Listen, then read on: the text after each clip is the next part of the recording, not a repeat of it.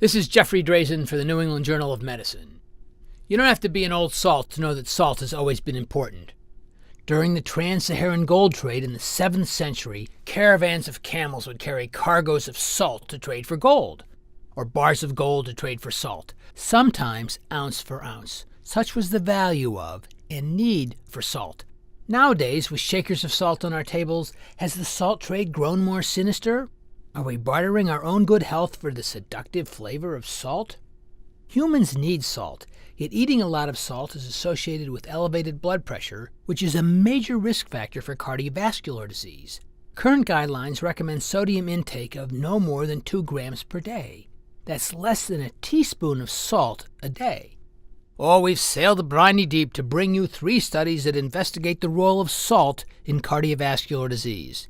In one, sodium intake was estimated in 66 countries. The study estimated that globally, more than 1.5 million cardiovascular deaths in 2010 could be attributed to a sodium consumption of greater than 2 grams per day. That's about 1 in 10 cardiovascular deaths. Deaths related to salt consumption were highest in the country of Georgia and lowest in Kenya. Not to rub more salt in your wound, but another study looked at the amount of sodium that was excreted in 100,000 individuals from 18 countries. The association between the intake of sodium and blood pressure was most pronounced in people with hypertension, in older individuals, and those who consumed large amounts of salt.